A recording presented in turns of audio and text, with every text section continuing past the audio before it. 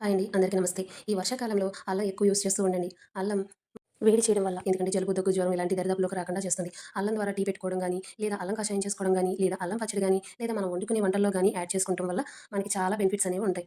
చిన్న పిల్లలు ఎలాగో తినరు కాబట్టి వాళ్ళకి తెలియకుండా ఇలా కూడా ట్రై చేయొచ్చు.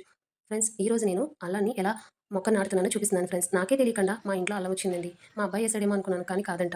కానీ చూడండి ఫ్రెండ్స్, అల్లం మొక్క నిన్న మొక్కల్లో మా ఇంటికాడ కలుపు మొక్కలు పీకుతుంటే కలుపు మొక్కలు అదే మొక్కల పక్కన కనిపించిందండి ఈ అల్లం. చూడగానే షాక్ అయ్యాను. ఏంటి మా ఇంటికాడ అల్లం మొక్కొచ్చిందా? ఇదేం విచిత్రంరా అనుకున్నాను. కాకపోతే చూడగానే హ్యాపీగా అనిపించింది. సర్లే వదిలేయడం ఎందుకని చెప్పి అక్కడ కొయ్య తీసి ఇలా కప్పి పెట్టానండి. చూడండి.